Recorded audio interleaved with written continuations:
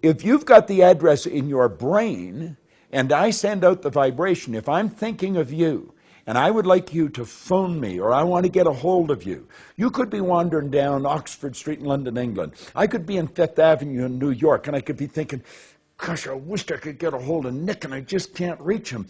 I was just talking to him this morning, you know, the odds of him phoning me are so slim. But I'm focusing on that. I'm sending out a strong charge of energy. Now, if you're not thinking, that vibration will activate cells in your brain about me, and that'll bring a picture in your mind, and if you act on it, we're going to be in touch. And because you get such a strong vibration, you'll probably act on it. The only thing that stops a thought is that which resonates with that thought. If I sit in a restaurant and you're eating, generally when people are eating, they're not thinking. And when they're not thinking, they're in a totally deductive state. In other words, their mind is wide open, their brain is wide open to suggestion. I can focus on you turning around. I can see you turning around, and I'll watch you, and it's just like a beam of light going right into your brain. You'll start to get restless, and pretty soon you'll turn around and look at me. I've transmitted an image right into your brain.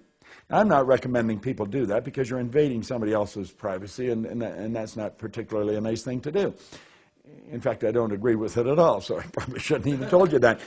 But we see what we're doing is we're transmitting thoughts. Well, we're transmitting thoughts through vibration to a baby. When the baby's born, the baby's subconscious mind is wide open. Whatever images are going on in our mind, we're transmitting those thoughts through the medium of the molecule right into the baby's brain, and we're populating the cells in the baby's brain.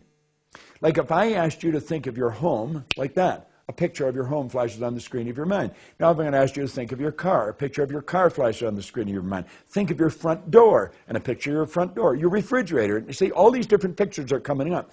I'm activating vocal cords. I'm setting up a vibration. It's a light message, actually. That's what thought is. And your hearing sense is picking it up. It's rifle firing down a nerve passageway in your brain. It'll strike those cells in your brain, which are already vibrating. They increase in amplitude of vibration, and the picture that's in them flashes on the screen of the mind. Now, it's similar to when you walk into a house. We've got electrical switches now that are activated by clapping your hands, or you can flip a switch. And when we do that, all the lights go on. And we're not really surprised. Maybe when we clap our hands, that's starting to get us because it's rather a new idea. But we don't think anything of that. We expect that to happen. There's an electrical system in the house. That's the way the house is wired. We're saying, I would like when you throw this switch to have all the lights in the downstairs go on by the front door. It makes me feel safer when I come in the house. And we know that the electrician will do that for us. Why? Because they understand how to hook the wires up. But when we take and we tap a person's brain through touch, through sound, through gesture, whatever way, and it activates all these cells in the brain, we don't understand that. So we don't think anything of it.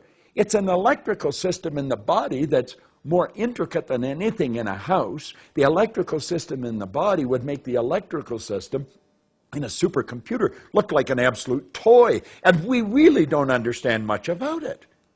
When there's pain in the body, that's a signal that something is not in harmony with the laws of the universe, with God's laws. I see the laws, God's modus operandi. And when there's discomfort in the body, we're violating the law. It's telling us we're doing something wrong. I don't care whether it's thought or movement or what it is. And we've got to shift the energy. And as we shift the energy, the pain will leave. See, I think we have to start understanding the electrical system in the body. We have to start understanding energy for what it is. Energy is flowing to and through us. I call it spirit. Pure, unadulterated spirit is flowing into our consciousness. And we can make anything out of it we want because we have creative faculties. And as we start utilizing our creative faculties for the good in our life, we start really moving.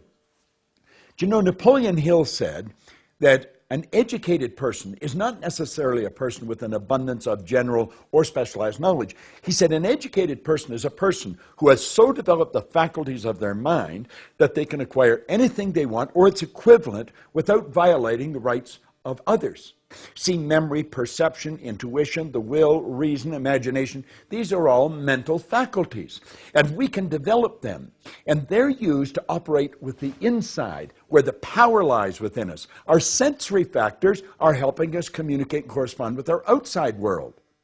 And we've been programmed to live from the outside in. Now, we've got to change that paradigm if we're really going to enjoy life into abundance like we're meant to. I think it was Steve Bowe said, God's gift to us is more talent and ability than we'll ever hope to use in our lifetime. Our gift to God is to develop as much of that talent and ability as we can in this lifetime. Well, if we're going to do that, we're going to have to understand our higher faculties, and we're going to have to work from the inside out. And then we just look at the outside to check and see how well we're doing. It's like going to a thermometer to see, where the thermostat's set. If the house isn't the temperature we want, we go and we adjust the thermostat. Well, the thermostat's inside, and we use our higher faculties to do this. We've got mental faculties. I can walk by a person on the street, and I can tell you whether they operate from the right or left hemisphere of their brain. Like you operate from both right and left. You're a little more right than left. But I can just walk by you, and I know that. I was introduced to David here just a few minutes ago. David's dominantly a left brain person. He's got right brain, though. He's got a shy side to him that he keeps well hidden. So he would hold things inside that he just wouldn't tell people about. Now, I could walk by him and pick that energy up just like that. With a mental faculty we call intuition. Someone said prayer is when we talk to God. Intuition is when God talks to us. God's telling us what our environment's like. We've got to tune in and get the message. But most people don't know how to use that faculty. I use it. I don't even use it to invade people's privacy, but I use it to understand what the person's like that I'm communicating with, so I can communicate more effectively. We've got to get to know the other person.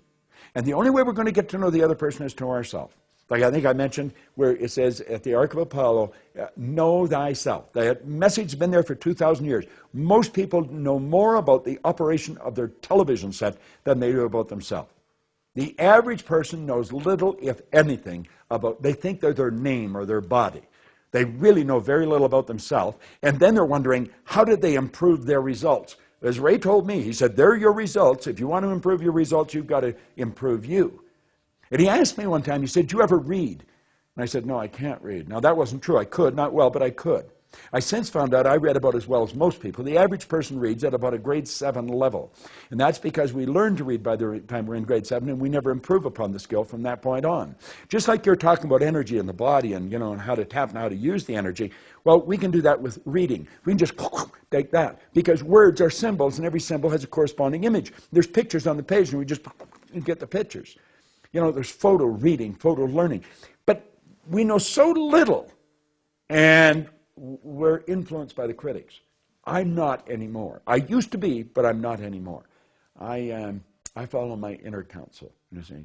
And it took me a while to learn that, but it pays great dividends,